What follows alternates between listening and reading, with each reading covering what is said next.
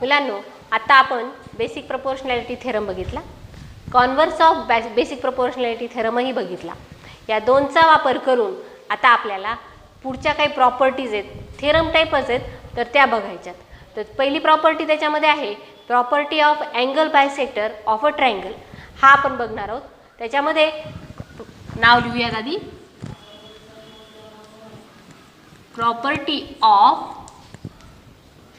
an angle bisector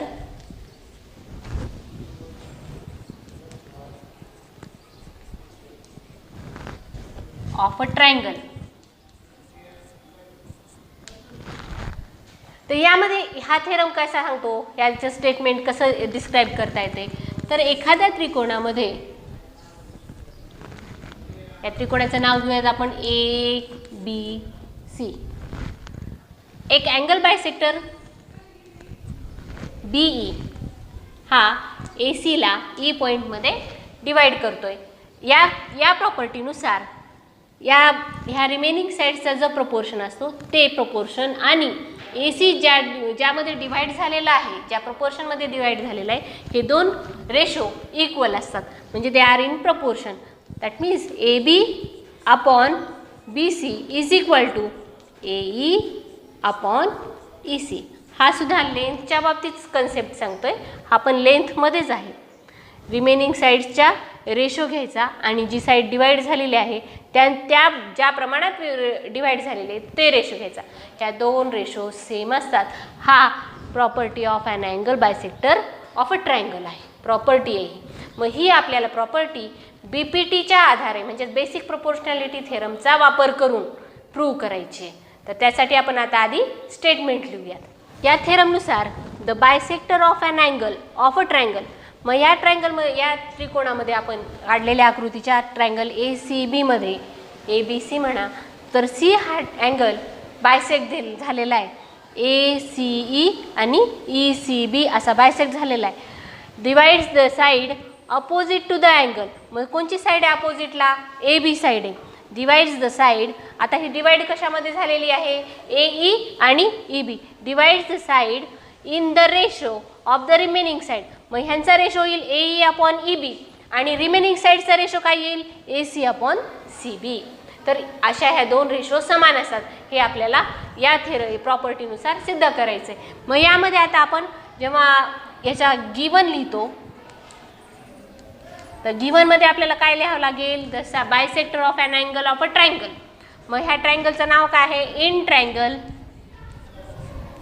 ACB.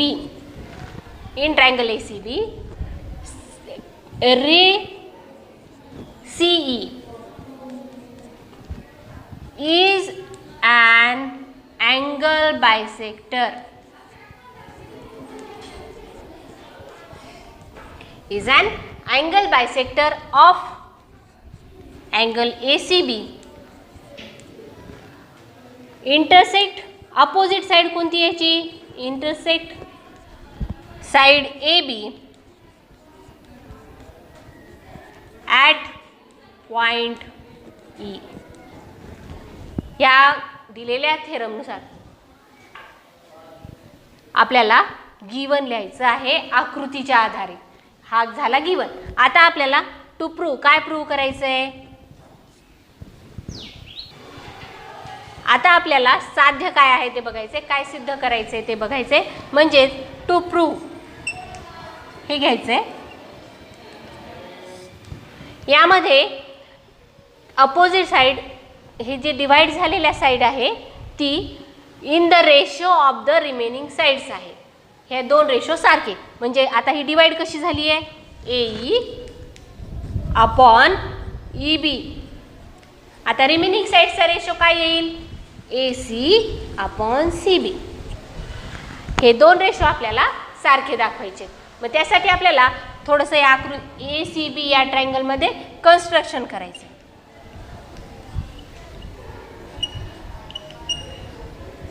हे construction व्यवस्थित लक्षामध्ये घ्या. आपण ही बेसिक आकृती आपली ACB आणि हा C रे काढलेला, ही बेसिक आकृती, ही पहिली आकृती आहे. मग यामध्ये आपण कन्स्ट्रक्ट काय करायचं? A line parallel to CE and passing through B, point B काढायची आहे. अँड हा जो ए सी आहे तो वाढवायचा. हा ए सी काय करायचा आहे, वाढवायचा. आणि बी मधून जाणारी लाईन जिथं इंटरसेक्ट होते बी ए सी मधून जाणाऱ्या रेला, त्या पॉईंटला नाव दिलेलं आहे डी. अशा पद्धतीचं कन्स्ट्रक्शन आता आपल्याला इथं लिहायचं आहे. Draw line B D parallel to ray CE and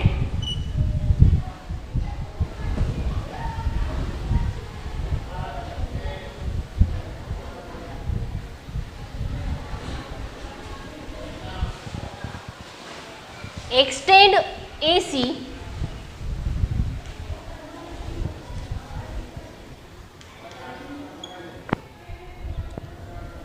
to intersect BD at point D. अशा पद्धतीने आपल्याला कन्स्ट्रक्शन करायचं आहे. आता या ट्रायंगल प्रमाणे आता आपल्याला सिद्ध करायचं आहे की AE upon EB, AE upon EB is equal to AC upon CB. पण आता ह्या आणि ह्याच्यामध्ये आपल्याला बेसिक प्रोपोर्शनॅलिटी थेरमचा वापर करायचा आहे. म्हणूनच आपण ही पॅरलल लाईन काढलेली आहे. BD ही पॅरलल लाईन CE ला काढलेली आहे. मग आता जेव्हा आपण सुरुवात करतो तर बघा मुलांना, याच्यामध्ये थोडंसं लक्ष देण्याचंच आहे. तर हा प्रूफ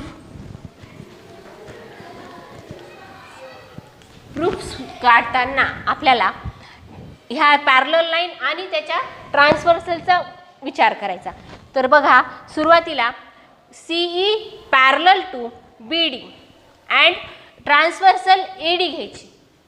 ह्या ट्रान्सव्हर्सल घेतल्यानंतर आपण ACE चा CDB शी जर विचार केला तर हे करस्पॉन्डिंग अँगल्स असतात, संगत कोन. कोणते असतात हे? मग आपण ट्रान्सव्हर्सल कोणती घेतली ती नीट लक्षात घ्या. AD ही ट्रान्सव्हर्सल घेतली, पॅरलल लाईन तीच आहे.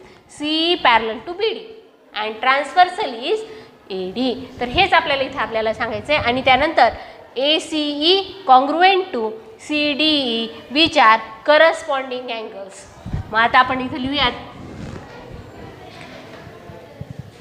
सेग CE parallel to seg BD, seg CE parallel to seg BD and transversal छेदिका and transversal is AD. AD ही ट्रान्सव्हर्सल घ्यायची आहे. and then angle ACE is congruent to angle CDB. याला corresponding angles आहेत. Corresponding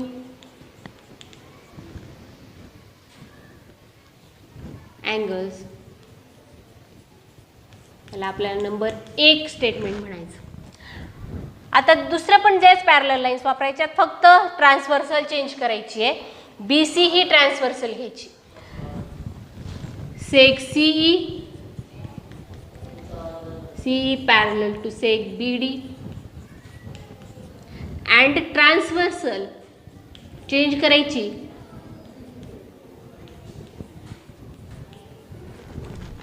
BC and transversal is BC. आता जेव्हा आपण BC ही transversal घेतो तर आपल्याला ECB हा CBD ह्या अल्टरनेट अँगल सोबत दिसतो. म्हणजे हे दोन अँगल्स कॉन्ग्रुएंट असणार आहेत. करस्पॉन्डिंग अँगल्स कॉन्ग्रुएंट असतात, अल्टरनेट अँगल्स कॉन्ग्रुएंट असतात. म्हणून ECB congruent to CBD. Angle ECB congruent to angle CBD. Angle CBD याचं आपण कारण लिहिणार आहोत, अल्टरनेट अँगल्स. अल्टरनेट अँगल्स हे आपलं सेकंड स्टेटमेंट असणार आहे. ह्या दोन स्टेटमेंटमध्ये पण आपल्याला असं दिसतंय की ACE आणि ECB हे दोन अँगल्स पण कॉन्ग्रुएंट आहेत, कारण CE हा अँगल बायसेक्टर आहे. But angle ACE is congruent to angle ECB.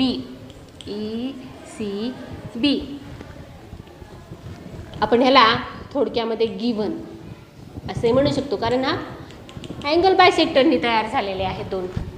हे दोन अँगल बायसेक्टरनी फ्रॉम 1 2 and 3 या तीन स्टेटमेंटमध्ये जर आपण बघितलं आणि या त्रिकोणाचा जर विचार केला, देअरफॉर इन ट्रायंगल ह्या त्रिकोणाचा विचार करायचा, CBD या त्रिकोणाचा, त्रिकोण CBD इन ट्रायंगल CBD या त्रिकोणामध्ये आता आपल्याला हे दोन कोन सारखेच दिसतात. का सारखे आलेत बघा, ह्याच्यामध्ये 1 2 तिसऱ्या वाक्यामध्ये ACE कॉन्ग्रुएंट टू ECB म्हणजे लेफ्ट साईड सारखीच आली आहे, लेफ्ट साईड सारखीच आली म्हणून राईट साईड सुद्धा सारखीच असणार आहे. Therefore in triangle CBD angle CDB is congruent to angle CDB आणि CBD. थर्ड स्टेटमेंटमध्ये सांगितलंय की लेफ्ट साईड सारखे आहेत 1 आणि 2 मधल्या, म्हणून राईट साईड पण सारख्या असतील 3 वरून. मग आपण इथं कारण लिहू शकतो फ्रॉम 1 2 and 3.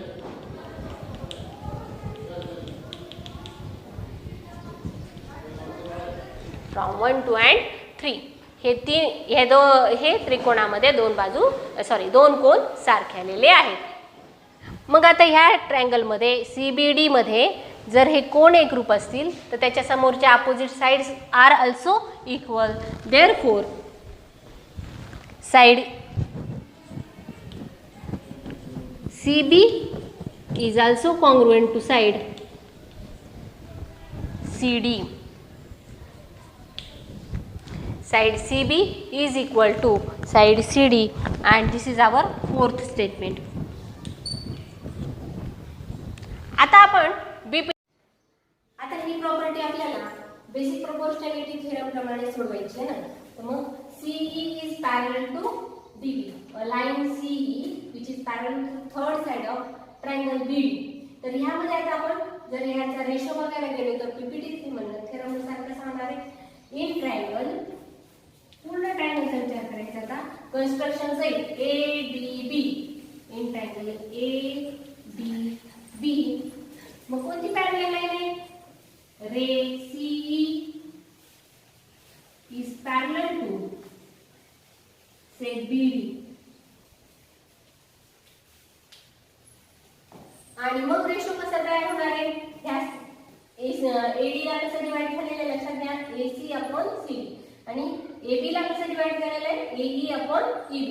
तर AE upon EB is equal to AC upon CD. AC upon CD. This is our fifth statement.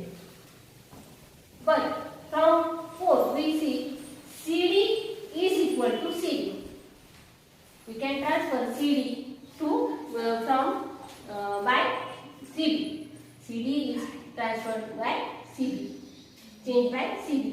AE upon EB is equal to आपण हा CD हा कन्स्ट्रक्टेड भाग आहे पण CD एवढाच कोणता आहे, CB आहे. मग आपण त्याचा बदल करूया AC upon CB. Here we prove the theorem AE upon EB is equal to AC upon CB. हा C हा अँगल बायसेक्टर आहे, बाजू AB ला AE आणि EB मध्ये डिवाइड करतो तर त्याचा रेशो येतो AE upon AB.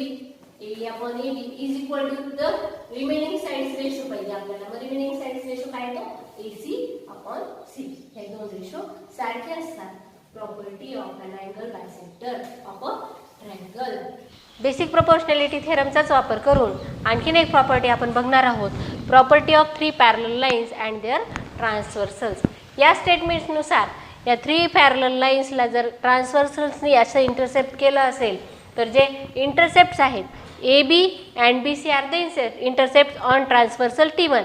PQ and QR the intercepts on transversal T2. या स्टेटमेंटनुसार the ratio of the intercepts made on transversal by three parallel lines is equal to the ratio of the corresponding intercepts made on any other transversals by the same parallel lines. याच parallel लाईन्सवर जे intercept तयार झालेले आहेत ट्रान्सव्हर्सवरचे त्यांचे ratio equal असतात. मग ह्या आकृतीनुसार आपल्याला गिवन घ्यावा लागेल. Given line L is parallel to line M is parallel to line N आणि T1 आणि T2 are the transversals. Transversal T1 intercept at point A, B and C. Transversal T2 intercepts the lines in points P, Q, R. आपण इथं थोडंसं हे prove करण्यासाठी triangle तयार करायचं तर आपण कोणता पण AR सुद्धा जोडू शकतो आणि PC पण. तर इथं मी PC जोडलेला आहे तर आपण ते कन्स्ट्रक्शनमध्ये टाकायचं. Construction join PC sec PC intersect line M at point D. हा या पॉइंटला आपण D असं नाव देऊया. आता इन ट्रायंगल आता हा प्रूफ देताना आपल्याला प्रूफ देताना इथं दोन ट्रायंगल मिळतात. ACP हा एक ट्रायंगल आहे. आता आपण असं द्यायचा विचार करूयात. इन ट्रायंगल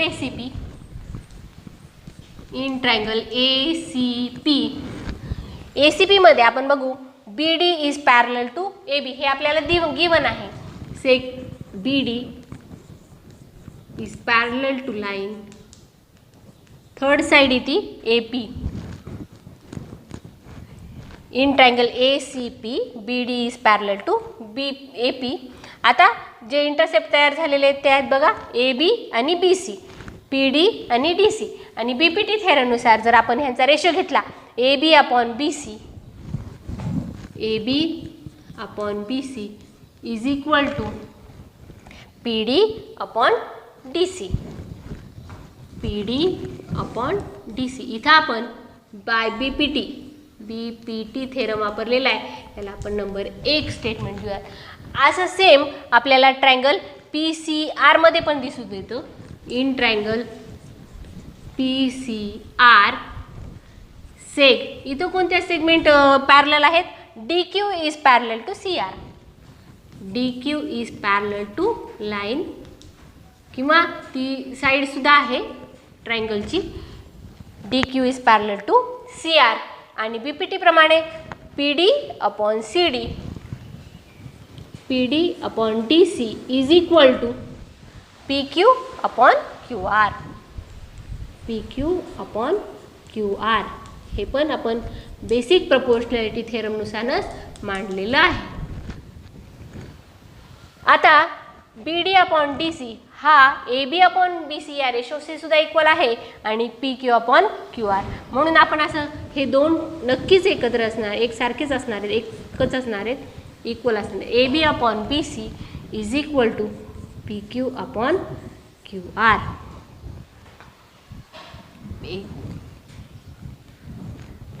तर हेच आपल्याला टू प्रूव्ह करायचं होतं.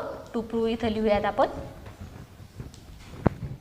AB upon BC is equal to PQ upon QR.